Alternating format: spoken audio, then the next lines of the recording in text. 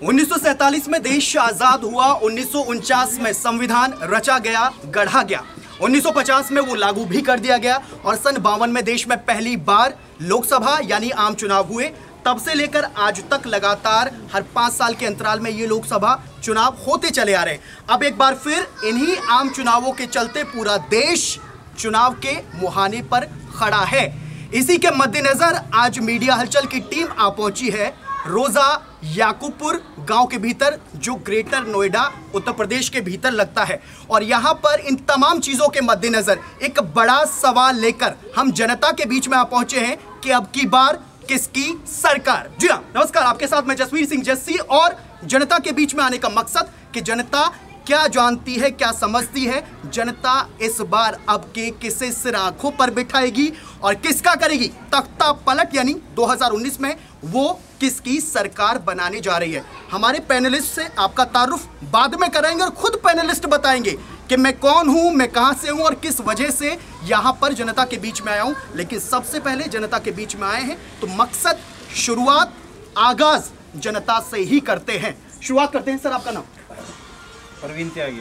प्रवीण जी, क्या आपको लग रहा है जिस तरीके से महागठबंधन उत्तर प्रदेश में बन रहा है, चूंकि हम उत्तर प्रदेश में खड़े हैं तो महागठबंधन की बात शुरू करते हैं, उसे पीएम मोदी कहते हैं कि भैया ये गलत है, ये गठबंधन अच्छा नहीं है। एक तरफ देश एक तरफ एक हिसाब से चल रहा है, पूरे सैनिकों के साथ में है, और दूसरी तरफ ये कहा जाता है विपक्ष के माध्यम से कि सबूत दीजिए। कांग्रेस की तरफ से कहा जाता है सबूत दीजिए। नहीं, सबूत किस चीज के? जब काम हो रहा है, उधर भी हो रहा है, सबे पता है कौन मर रहा है, कौन गिर रहा है, फिर सबूत क्या? इन सबूत वालों को उसी पे बैठा के जहाज पर इन्हें साथ वहीं फेंके हो ना, पर ये सबूत ढूंढते रहेंगे वहाँ अपना। यानी आपको लगता है कि जो सबूत मांग रहा है वो केजरीवाल बैठा हो पहले, सबसे पहले वो मांगता ज्यादा है, उसको वहीं छोड़ आओ। अभिनंदन की जगह सब फेंक आते, लाने की जरूरत नहीं पड़ती फिर। आप क्या कहेंगे बाबू जी? ठीक है, ठीक है, आपका क्या मत है? आपका क्या मत है? इस बार किसे पसंद करेंगे? आप केंद्र में किसकी सरकार बनने जा रही है? इस सरकार तो हमारी मोदी जी ही रहेंगे। ठीक है, लेकिन विकास, हमें विकास चाहिए। ठीक है, तो आपको लग रहा है विकास हो रहा है? नहीं, विकास हो भी रहा है, लेकिन अभी नहीं हो रहा इतना विकास भी नहीं। अगर विकास इतना नहीं हो रहा तो मोदी जी दोबारा क्यों चाहिए? नहीं, मोदी जी की तो हमें जरूरत है। जी जी, वो विकास करें ना करें, लेकिन उनकी जरूरत रहेगी हमें। इनका कहना वोट उन्हीं को देंगे या ना हो कोई फर्क नहीं पड़ता, लेकिन मोदी जी की हमें जरूरत है। आपको जरूरत है? मोदी जी ने पूरे देश का सीना चौड़ा कर दिया। मतलब 13 मई से पहले अपना बदला ले लिया। जी जी, यानी 13वें दिन जो 26 तारीख बीती तारीख गई थी, हमारी जवानों ने एयर स्ट्राइक की। हाँ। यानी शहीदों की शहादत का बदला इसे मानते हैं आप? बदला मान। और उसके बाद लगातार सीमाओं से जो सीज फायर का उल्लंघन हो रहा है, आतंकी आ रहे हैं, लगातार हमारी जवान शहीद हो रहे हैं, उस पर क्या कहेंगे? उस पर मुंह तोड़ जवाब दे रहे हैं। मुंह तोड़ जवाब दे रहे हैं, लेकिन जो सैनिकों की शहादत नहीं रुक रही बाबू। रुक जाएगी, मोदी जी रोक देंगे। आप नौजवान हैं, आपका नाम क्या है? मुकेश जी, क्या कहना चाहेंगे आप? मोदी जी को, मोदी जी जीतेंगे जी। लो जी, मोदी जी के चर्चे हर जगह हैं, मोदी जी को हर कोई पसंद करता है। कुछ और भी सज्जन बोलना चाहते हैं, उनसे पूछेंगे। जी बताएं। मैं लॉ के स्नातक हूँ जी, और एक समाज सेविक हूँ। मुझे किसी पार्टी से कोई लेना देना नहीं है, लेकिन मैं सबसे पहले धन्यवाद करता हूँ जो हमारे अभिनंदन लौटे उनका, और जो सैनिक बान उनका। लेकिन उसके साथ साथ जो पार्टी जिस मुद्दे पे देश में आई है, उनको राम मंदिर जो है, उस राम मंदिर को भी बनाना चाहिए, क्योंकि जनता उसको नहीं देख के राम मंदिर को जो इनका ध्यान डाइवर्ट कर रही है, तो उसको उस चीज को आप देखना चाहिए। और राम मंदिर सबसे पहले राम मंदिर को, यानी बहुत बड़ी बात है, SC ST पर अध्यादेश आ जाता है। लगातार जिस तरीके से बातें कही जाती है, उसके बाद सवर्ण पर अध्यादेश आ जाता है, सवर्णों को आरक्षण के बाद की बात कही जाती है और उसमें विपक्ष भी शामिल हो जाता है, लेकिन राम मंदिर पर अध्यादेश नहीं आता। ये भी एक बड़ा सवाल है। लेकिन कई बार ये भी देखा जाता है कि जब 3 तलाक पर सरकार अध्यादेश लेकर आती है तो विपक्ष उसकी मुखालफत करती है। आपका क्या मानना है? क्या नाम है बेटा? लक्ष्य, क्या आपको लगता है जो तमाम लोग कह रहे हैं वो बातें तमाम सच हैं, चूंकि आप भविष्य हैं देश का? बातें सच है, but it depends on the situations. Sometimes it's like कुछ बातें सच निकल जाती है, पर कुछ चीज़ें गलत भी निकलती हैं। मोदी ये तो कह नहीं सकते ना कि मोदी ने जो भी किया आज तक वो सब सच ही। बिल्कुल बिल्कुल बिल्कुल, वो डिपेंड करता है ऑन सिचुएशन। बहुत बड़ी बात है, हमारे युवा ने बोला है कि सिचुएशन पे डिपेंड करता है। आपको क्या लगता है कि देश में आने वाले वक्त में PM के तौर पर मोदी ही आने चाहिए या कोई और अल्टरनेट?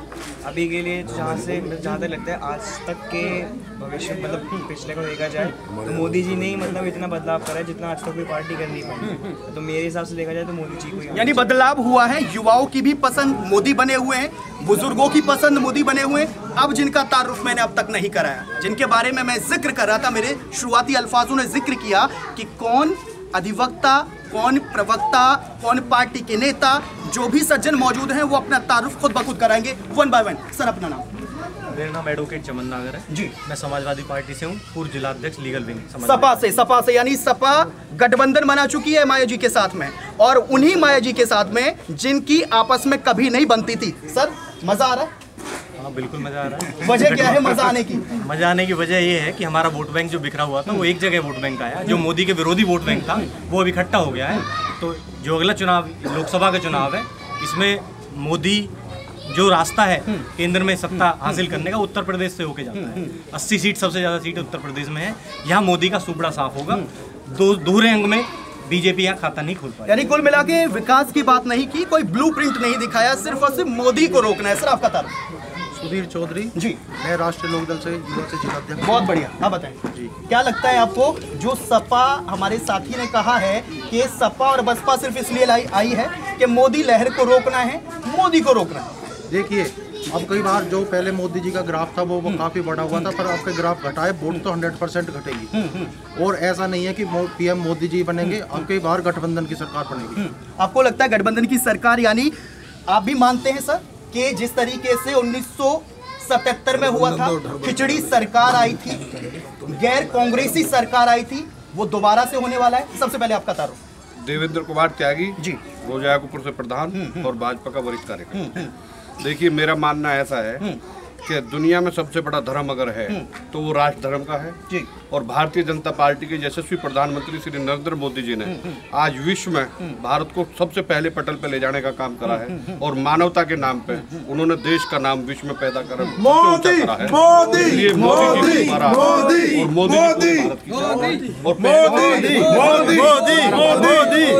कुल मिला के मोदी का आना पक्का है, तय है। जिसकी भी जुबान खुल रही है मोदी के फेवर में जुबान जा रही है। वो अलग बात है गठबंधन क्या करके दिखाता है, क्या वास्तव में मोदी का रास्ता उत्तर प्रदेश के भीतर से रोकता या नहीं। चूंकि उत्तर प्रदेश में आज मोदी भी है, बिहार में भी आज मोदी है। सर आपका? मैं मनीष कुमार डावर, राष्ट्रीय अध्यक्ष आजाद जनसंघ। हमारी जो संस्था है वो फौजियों के लिए और समाज के, देश के लिए और युवाओं को अग्रसर करने के लिए, आगे ले आने के लिए कार्य करती है।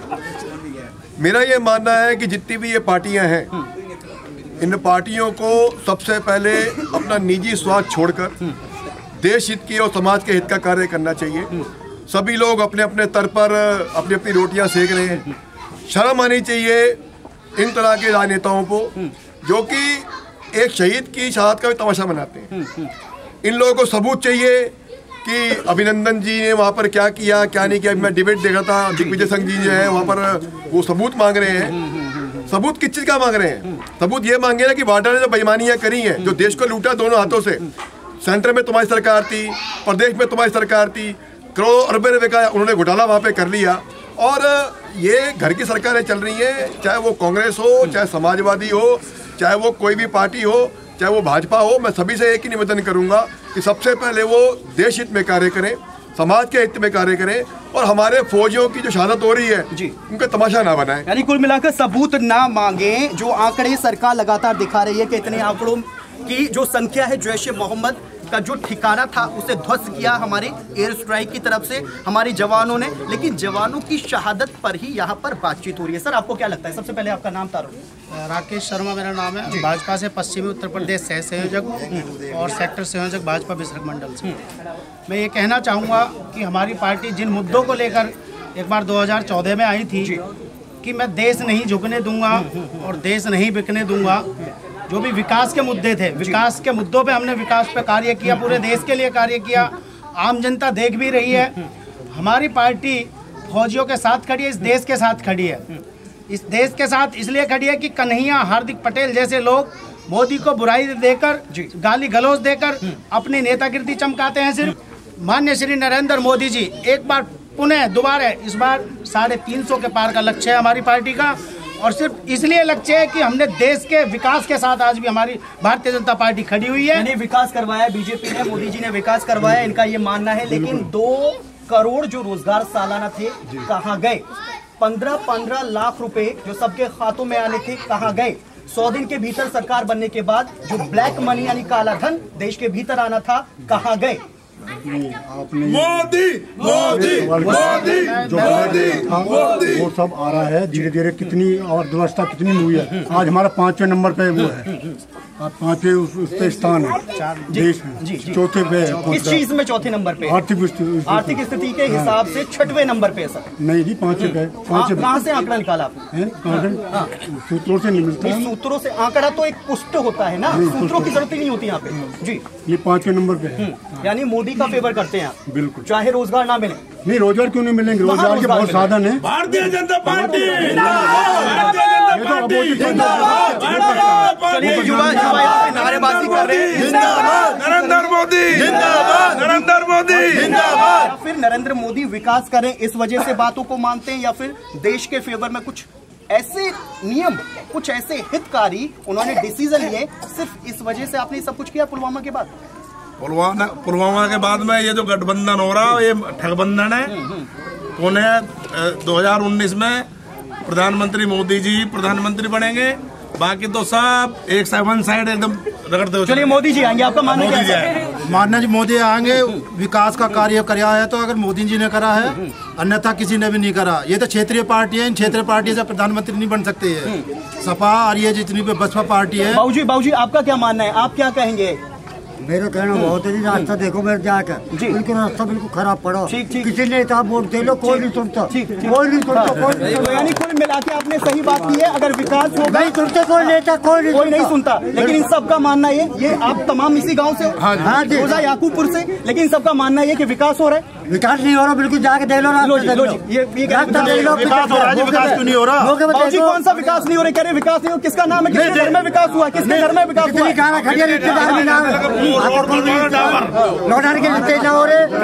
यानी आपके लौंडे का नाम विकास है क्या? आपके लौंडे का नाम विकास है? कौन विकास नहीं हो रहा है? प्रगति नहीं हो रही है? एक बात तो बताओ जी, देश में विकास हुआ है तो मोदी के राज्य में हुआ है। जितनी भी संस्था चल रही है केवल अपने पैसा कमाने के लिए कर रहे हैं। जितनी भी भाजपा वाले केवल एक है पार्टी जो देश के लिए सीना चौड़ा के आदमी कह सकता है भाई हाँ मोदी जी हमारे प्रधानमंत्री बने हैं। सबसे ज्यादा बुजुर्ग दिखाई दे रहे हैं, उन्होंने साफ कह दिया है कि बिल्कुल विकास नहीं हुआ। मौके पर देख लो, चल के रास्ते देख लो, चल के आपका गाड़ी देना रोड। हमारा मानना है प्रधानमंत्री जी सभी के हाथ में लड्डू नहीं रख सकते। एक ना एक आदमी जनता में रुष्ट होता है, कुछ विपक्ष भी होते हैं, पक्ष भी होते हैं, रह जाता है। बाबूजी आप रुष्ट हैं, उनका कहना है कि आपके हाथ में लड्डू नहीं है।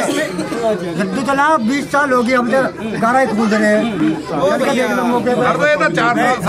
ये तो 4.5 साल से मोदी जी का हुआ है।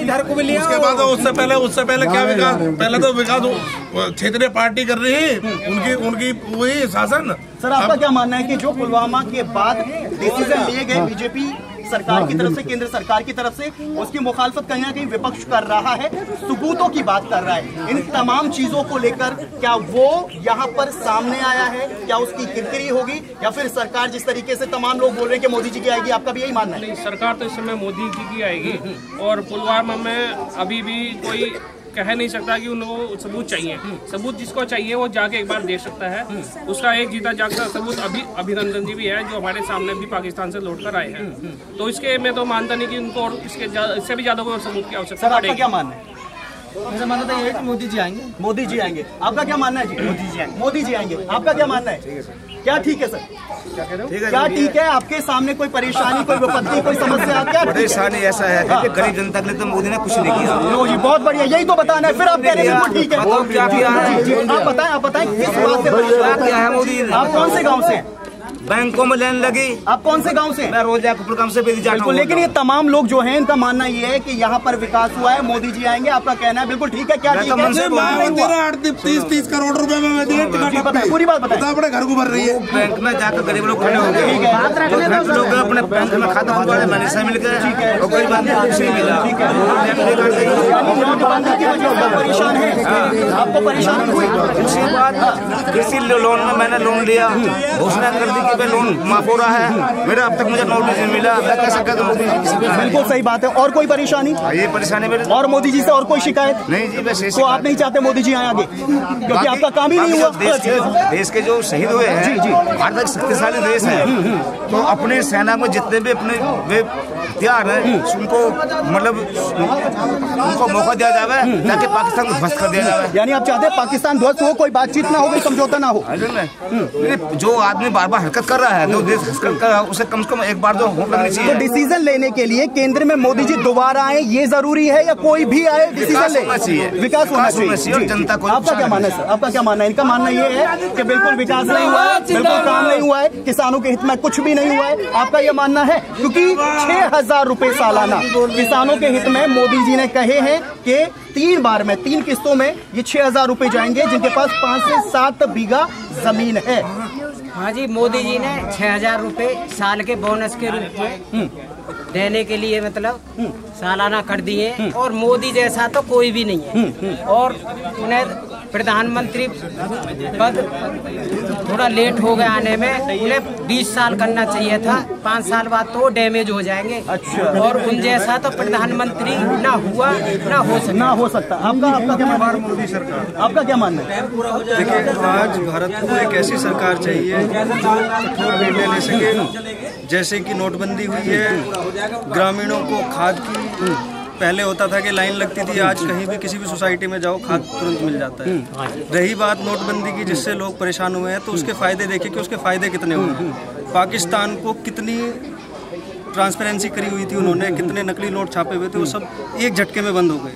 तो खाली ये मत सोचो कि आज हमारे घर में कुछ हमें नुकसान हो रहा है तो उसका सोचो देश के लिए कितना बड़ा फायदा है। यानी नोटबंदी की बात यहाँ पे कही जा रही है, कुछ लोग परेशान हैं जो लाइन में लगे थे, और कुछ लोगों का साफ ये कहना है कि यहाँ पर नोटबंदी से उनका कुछ भी नहीं हुआ, फिर से दोबारा से लौट के इन्हीं तमाम लोगों के बीच में आएंगे क्योंकि जनता के हित में यही बात करते हैं, जनता के जनप्रतिनिधि यही है। इनकी तरफ से क्या कुछ रिएक्शन है, क्या जनता की बात सुनने के बाद इन्होंने क्या सोचा समझा और कैसे ये बात करेंगे, फिर जानेंगे। सर, आपका रिएक्शन? अशोक जी, आपसे बात करेंगे। आप आए हैं संगीता जी, आप क्या करते हैं, जनता के हित में क्या काम करते हैं, क्या पद है आपका, कहाँ से हैं? मैं सर समाज महासंघ में दिल्ली प्रदेश अध्यक्ष हूँ। तो संगीता जी, आपको क्या लगता है, आप सोशल एक्टिविटी करती है? हाँ जी। तमाम पार्टियों की जो बागडोर है, जो उनकी धारा है, विकास करने की गति है, अच्छी है? अच्छी है। मोदी जी ने अच्छा कार्य करा है। आपको पता है कि सैनिकों, जो हमारे जवान हैं, जो रात दिन धूप, सर्दी, गर्मी, बारिश और बर्फ पड़ती है तब भी वो हमारे देश के लिए अडिग खड़े रहते हैं, और ना तो बर्फ की परवाह करते हैं ना किसकी, और जब दुश्मन आता है तो उसकी सीधी सीने पर खाते हैं। सैनिकों की वाहवाही कर रहे हैं मोदी जी की? ये मोदी जी की और सैनिकों की दोनों की वाहवाही। मोदी जी की क्यों? अभिनंदन वापसी आया है, पाकिस्तान ने डर की वजह से। जेनेवा एक्ट जानती है आप? Geneva act? Yes, Geneva. तो उसकी वजह से वो वापस आए या फिर मोदी जी की वजह से? देखो, दोनों मोदी जी की वजह से तो वापस आए। यदि मोदी जी कूटनीति नहीं करते और 76 देशों का अगर हमें समर्थन नहीं मिलता तो कैसे वापस आते? ये सब जो भी हुआ है संभव मोदी जी की वजह से। अगर मोदी जी ये तमाम चीजें मोदी मोदी मोदी मोदी मोदी मोदी मोदी 35 से देखिए सर, प्रोटोकॉल आप जानते हो, प्रोटोकॉल की जो सीमाएं होती हैं वो मोदी जी लांघ नहीं सकते। समय और वक्त दोनों लगेगा। धारा 370 की भारत वर्ष के अंदर अभी आपने कहा कि आप मैडम इस बारे में जानते हैं, हम जानते हैं। ये 99 से ये हमारा शुरू हो गया कि युद्ध के दौरान कोई भी सैनिक हमारा पकड़ा जाएगा तो वो रिटर्न हमें मिलेगा, वो मिलता आया है और मिलेगा। लेकिन यहाँ फर्क जो मोदी जी के लिए दिख रहा है, जो हमें दिख रहा है, क्योंकि आम जनता यहाँ वोट करते हैं, मोदी जी ने जो कर दिखाया कि 60 घंटे में एक सैनिक रिटर्न होना, पाकिस्तान को मजबूर कर दिया, उनके घुटने टिकवा दिए। जो मोदी जी विदेशों में घूम रहे था उसका उन्होंने 56 इंच की, यानी मोदी जी ने घूमने के बाद ये कर्तव्य दिखाया। जेनेवा एक्ट कोई मायने नहीं रखता। कुलभूषण जी वापस क्यों नहीं आए? सरजीत के साथ जो हाल हुआ वो बखूबी जानते हैं। वो तो बखूबी, वो सरजीत के टाइम पे देखिए कांग्रेस सरकार थी, जो सरकार थी उनका अपना वजूद हिंदुस्तान में नहीं रहा आज के टाइम में। मैं ये नहीं कह रही कि मोदी जी ने बहुत कुछ कर दिया, लेकिन वो राइट्स उनके पास भी थे। कुलभूषण जी वापस आ जाएंगे, पूरी आने चाहिए। 2014 में जिस एक घोषणा पत्र पे सरकार मोदी सरकार बनी थी, मोदी सत्ता में आई, उनमें से कौन सा वादा इन्होंने पूरा किया? कितने इनके वादे थे? 2 करोड़ रोजगार देने के, धारा करके राम मंदिर बनाने के, कितने सारे इन्होंने वादे किए। सबसे पहले कॉमन सिविल कोड के जो इनके नेता बड़े बड़े वादे करते थे, एक भी वादा इन्होंने अभी तक पूरा नहीं किया। यानी धरातल पर कोई वादा नहीं किया।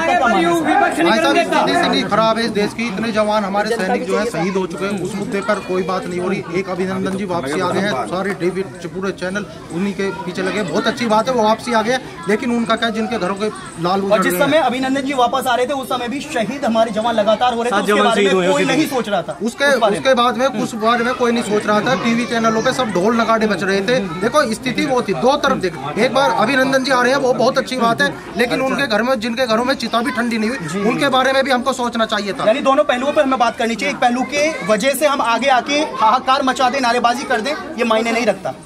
देखिए, मुझे आज एक बात बहुत अच्छी तरह ध्यान आ रही है, क्योंकि हम जिला गौतम बुद्ध नगर में खड़े हैं और ये वेस्टर्न यूपी का सबसे महत्वपूर्ण क्षेत्र है और पूर्व मुख्यमंत्री मायावती का गृह जनपद भी है। मुझे आज बड़े दुख के साथ ये बात कहनी पड़ती है कि जब पूर्ववर्ती सरकार यहाँ रही, समाजवादी की सरकार हुई और ग्रेट नोएडा के अंदर बच्चों का अपहरण हुआ, बच्चों के कांड हुए, बच्चे जलाए गए, बच्चे मारे गए, समाजवादी पार्टी के मुखिया जी यहाँ आके कहते हैं कि छोटी मोटी सरकारें काम तो, लेकिन ये सब चीजें योगी सरकार में भी नहीं रुक रही साहब। देखिए, मैं तो इतनी बात जानता हूँ कि ये जितने भी ठगबंधन बन रहे हैं और जो भी ये पार्टियां हैं सब अपनी रोटियां सेक रही हैं, इनको देश के विकास की कोई चिंता नहीं है। हाँ, एक बात मैं कहूँगा कि मोदी जी जो आए हैं, मोदी जी का जो पिछले 50 साल के इतिहास में नहीं हुआ है, आज पूरे विश्व के अंदर मोदी जी के आने के बाद उनका परचम लहरा रहा है। और आज जो भारतीय अगर बाहर के देश में रहता है तो उनकी पहचान बन गई है मोदी जी के कारण। पहले लोग नहीं पूछा करते थे। और जहाँ तक मैं समझता हूँ कि 4.5 वर्ष मोदी जी का काल अभी है, वो देश के लिए कई कार्य कर रहे हैं। जहाँ तक बात सैनिकों की करें तो बुलेट प्रूफ जैकेट उनके लिए मिल रही है और अच्छे विमान, अच्छी तकनीक मोदी जी लेके आ रहे हैं। गरीब को फायदा कहाँ मिल रहा है? गरीब का पेट कहाँ भर रहा है? सर, आपका मानना? गरीब का पेट यहाँ पे मैं कहना चाहूँगा कि आज जो भी योजनाएं आ रही हैं, हर तबके, हर जाति के लिए आ रही हैं। किसी जाति विशेष के लिए कोई योजना नहीं की। कुछ योजना, जनधन योजना आई हमारी, आयुष्मान योजना आई, उज्ज्वला योजना आई। आयुष्मान योजना में 5 लाख रुपए तक का इलाज आप किसी भी हॉस्पिटल में कहीं पे भी फ्री ऑफ कॉस्ट करा सकते हैं। ये सिर्फ माननीय नरेंद्र मोदी जी की सरकार में। क्या आंकड़े हैं? क्या उसका आंकड़ा ये है, 10 करोड़ परिवारों के लिए है जिनका जो जीने का जो उनकी उसके आधार पे कमाई के आधार पर 5 लाख तक की सीमा का वो इलाज, अगर वो सरकारी हॉस्पिटल में भी एडमिट है और आयुष्मान योजना के तहत उस अंदर आता है तो वो अपना इलाज किसी भी प्राइवेट हॉस्पिटल में कहीं पर भी जाकर करा सकता है। आयुष्मान योजना से जुड़ना है, मैं गरीबी रेखा से नीचे हूँ, मुझे क्या करना पड़ेगा? उसके लिए आपको फॉर्म भरना होगा, पूरा प्रोसीजर है और वो फॉर्म भर करके आप उस योजना को ले सकते हैं। वो अवेयरनेस कैसे फैलाई जाएगी? वो हम घर घर जाके अवेयरनेस करके जा रहे हैं। आपके मीडियम के माध्यम से बहुत ज्यादा फैल भी चुकी है। आप किसी भी हॉस्पिटल के पास जाइए, आयुष्मान योजना का एक अलग से काउंटर बना हुआ है वहाँ, लेकिन दुख की बात यह है अगर आप दिल्ली से रिलेटिव और दिल्ली का हॉस्पिटल है तो आपको सुविधा नहीं मिलेगी। अगर आप चंडीगढ़ में, चंडीगढ़ का गरीबों के लिए जो हमने पीला कार्ड की व्यवस्था 2 रुपए तो एटलीस्ट सभी के पास, हर गरीब के लिए 2 रुपए गरीब आवास ही बनाए, शौचालय बनाए। शौचालय कितने ज्यादा 7 करोड़ शौचालय बनाए हमने। 7 करोड़ सवाल लगातार हर चौराहे में आप दे सकते हो। 4 किलोमीटर के दायरे में नोएडा आप अपने क्षेत्र में ही जाके देख सकते हो। हर जगह चौराहे पे व्यवस्था की गई है। यहाँ से नहीं, मैं मथुरा जाता हूँ शनिदेव, तो हर चौराहे पे व्यवस्था है शौचालय की। पूरे भारत देश में 7 करोड़ शौचालय का योजनाओं का मोदी जी के उसमें ही लागू हुआ है। खुले में शौचालय मुक्त किया है देश को। और इस देश की विकास दर 7.5 पॉइंट दर है जो 4 पॉइंट पे छोड़ी थी कांग्रेस सरकार में। ये मानना है सबका, ये कहना है कि जो हालात बने हैं वो मोदी की वजह से बने। आने वाले